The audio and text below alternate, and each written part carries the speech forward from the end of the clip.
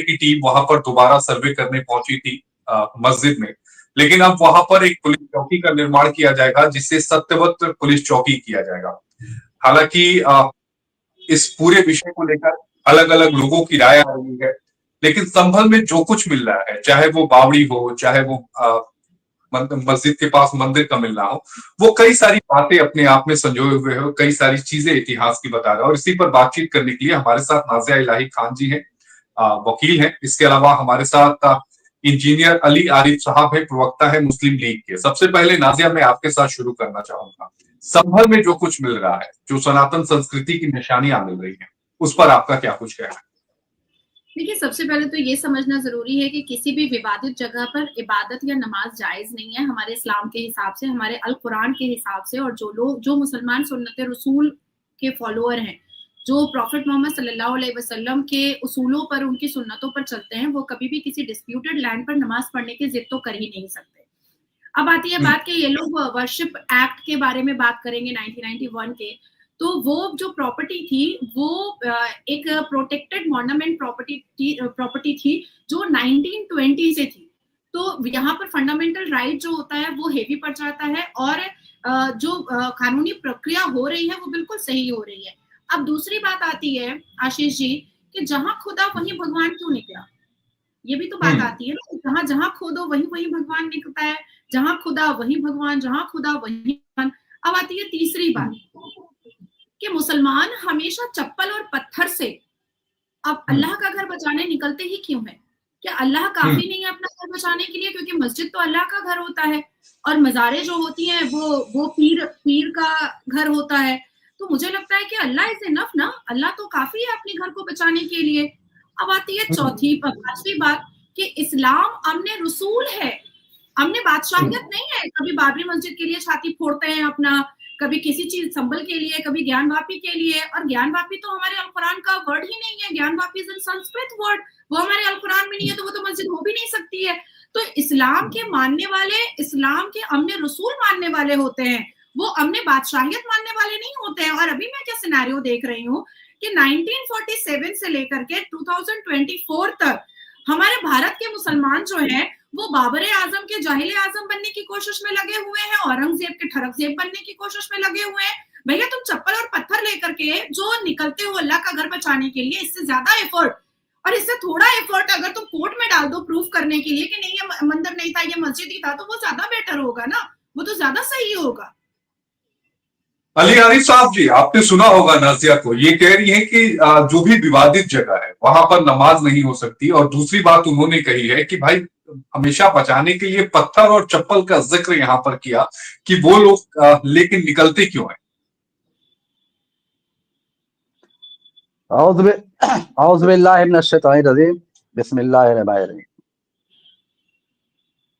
मैं आज ज़द पे अगर हूँ, मैं आज ज़द पे अगर हूँ तो खुशगुमा ना हो, चिराग सबके बुझेंगे हवा किसी की नहीं।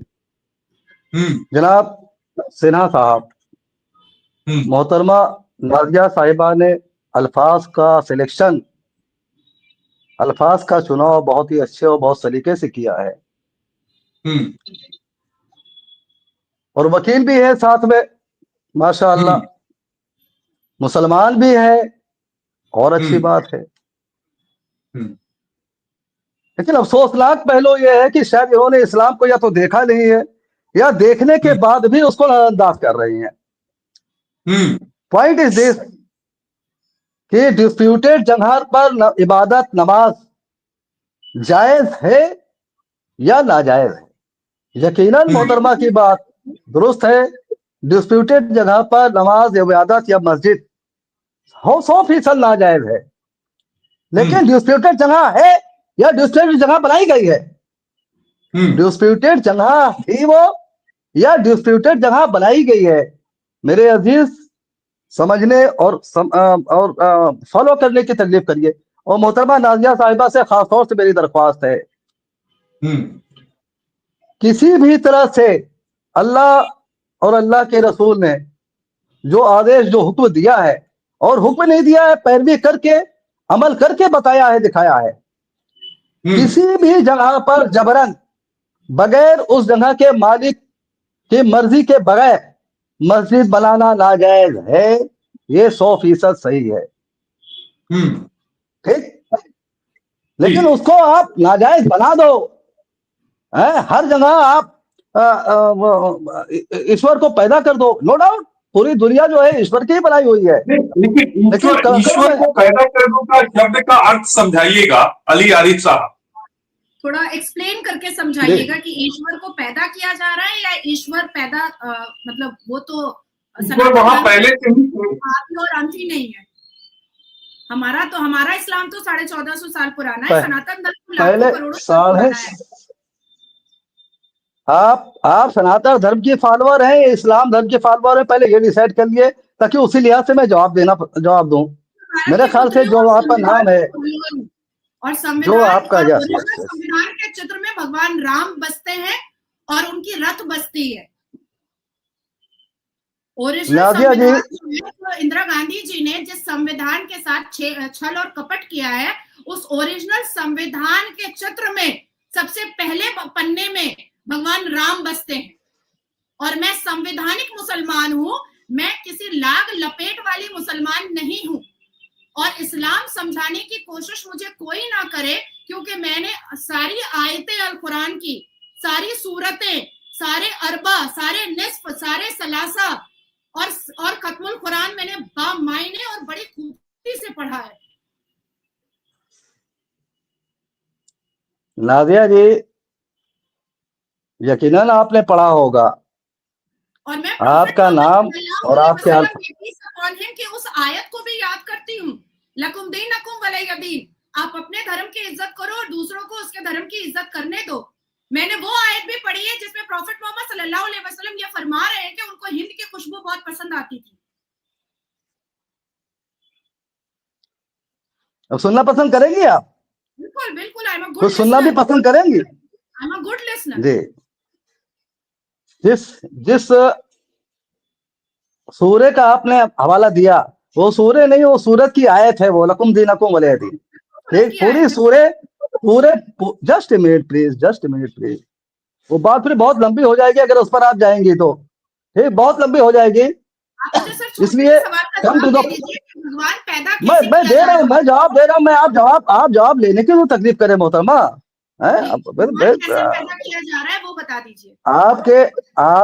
आपकी तालीम से और आपके नाम से लग रहा है मुझे कि आप शाइस्ता हैं, यू नो शाइस्ता। तो थोड़ा सा मैंने भी तालीम हासिल की है अलीगढ़ मुस्लिम यूनिवर्सिटी से, तो इसलिए थोड़ा सा एक दायरे में रह के गुफ्तगू की जाए तो अच्छा लगेगा। देखिए, हम लोग यहाँ पर गुफ्तगू करने आए, व्यूज का एक्सचेंज करने आए, न कि एक दूसरे पर इल्जाम लगाने आए, प्लीज। तो इस बात को ज़हन में रख करके बात की जाए। लकम दुनीकुम वलिय दीन सूरह काफिरीन की जो एक आयत है, जब तक पूरी सूरह आप नहीं पढ़ेंगे, जब तक पूरी सूरह नहीं पढ़ेंगे, मफहूम नहीं निकल पाता है। सिर्फ सूरह का लकुम दीनकुम वलिय दीन पढ़ देने से, जस्ट मेरे प्लीज माइंड मत करिएगा, मैंने कहा ना बात बहुत लंबी हो जाएगी। इसका तो मतलब यही हुआ ना कि तुम्हारा दीन तुम्हारे हवाले, हमारा दीन हमारे हवाले। और बहस मुसलमान क्या, आप ये बताइए, फिर तबलीग किस बात की? काहे की तबलीग, काहे का प्रचार, काहे की दावत? जो कर रहा है उसको करने दीजिए ना। लेकिन ऐसा नहीं है मोहतरमा, मेरी बहन, मैं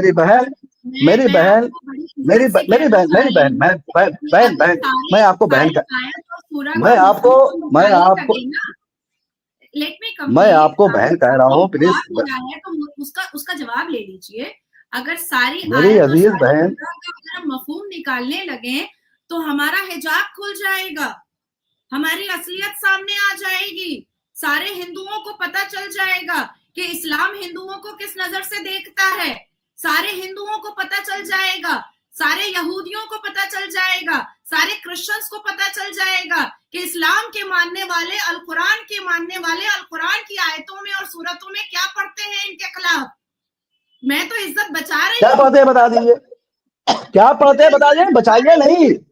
पर रहते हैं आरिफ साहब, आप देखिए, अच्छा रहेगा, हम संभल पर रहते हैं। आप देखिए, बात नादिया जी, बात को आप दूसरी तरफ ले आ रही है, प्लीज दूसरी तरफ मत ले जाइए। इस्लाम में कोई पर्दा नहीं है, इस्लाम में कोई पर्दा नहीं है, प्लीज जानने के फिर से मुताला कर लीजिए। हर चीज इस्लाम में एकदम ओपन है, एक एक चीज ओपन है, किसी से कुछ छुपाने की जरूरत नहीं है, ना छुपाया गया है। जैसा कि आप फरमा रही हैं कि हिंदुओं को ये मालूम हो जाएगा, क्रिश्चियन को ये मालूम है, यहूदियों को ये मालूम हो जाएगा। It's not fact. ये बिल्कुल आप माफ करिएगा, बिल्कुल बेसलेस बात कह रही हैं। इस्लाम में कोई चीज छुपाई ही नहीं गई है। फिर तो आप भगवान राम बहरहाल please please please please please please please बात यहाँ पर संभल के हो रही है। होंगे, चर्च भी जाते होंगे, अभी जिंगल बेल भी मनाया होगा 25 दिसंबर को। क्या मनाया होगा? क्रिसमस। क्या मनाया होगा? क्रिसमस आपको मुबारक हो, क्रिसमस आपको मुबारक हो। जिनको ओहो की बात नहीं है। फिर देखिए बात में तलखी आ जाएगी। प्लीज उधर मत जाइए, उधर मत जाइए। मैं कंजर्वेटिव छोटी सोच का मालिक नहीं हूँ, बहुत ही मसीदारा है सोच का। सारे हिसाब खुल जाएंगे भाई जिसका जो सिस्टम है, जिसको फॉलो करता वो उसको मुबारक हो, वो मनाएगा। अगर आप क्रिसमस को फॉलो करती है तो आप आइए, मैं आपको मना नहीं कर रहा हूँ, मैं आपको एतराज नहीं कर रहा हूँ, मैं आपको रोक नहीं रहा हूँ। आप क्रिसमस मनाइए, आप होली मनाइए, आप दिवाली मनाइए। मैं कौन होता हूँ रोकने वाला आपको? है मैं कौन होता हूँ रोकने वाला? भाई आप जो चाहिए मनाइए। भारत के मुसलमानों को चप्पल और पत्थर पर भरोसा ना करके अल्लाह तबारक ताला के इंसाफ पर भरोसा करना चाहिए।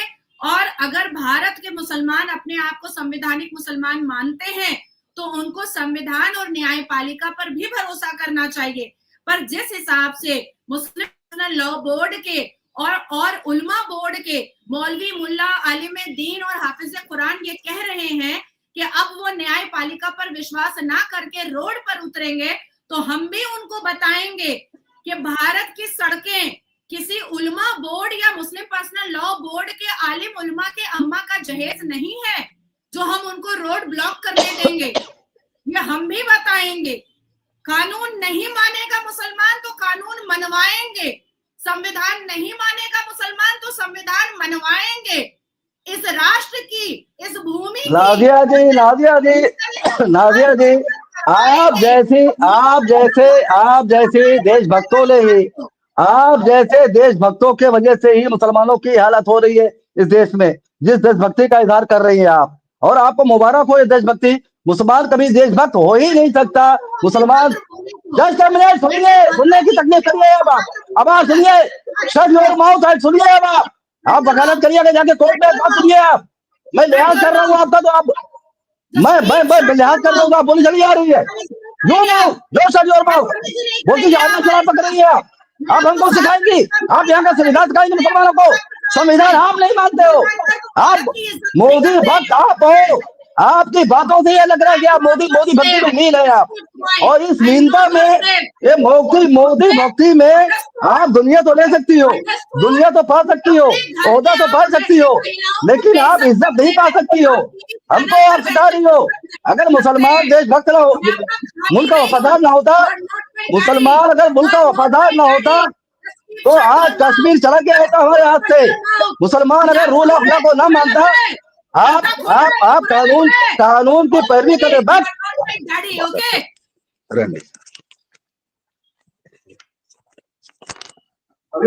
आरिफ साहब बात सुनिए। आरिफ साहब बात सुनिए। मुझे लग रहा है कि टॉपिक जो है वो दूसरी तरफ चला गया। आरिफ जी, आपको आवाज आ रही मेरी? नाज़िया जी, मुझे लगता है कि आरिफ जी चले गए नाराज होकर। बस मैंने तो इतना ही कहा आशीष जी कि मफहूम पर जाएंगे और तशरीह पर जाएंगे तो जितनी आयतें और सूरतें मैं बता दूंगी मीनिंग के साथ, हिंदू, क्रिश्चियन, यहूदी सबको पता चल जाएगा कि एक्चुअली में मुसलमान अपने अल कुरान में, अपनी आसमानी किताब में इनके खिलाफ पढ़ता क्या है। मैंने इनसे दूसरा सवाल एक सवाल आपने उठाया था डिबेट के दौरान कि पत्थरबाजी क्यों होती है, क्यों, मतलब क्या पत्थर रखे जाते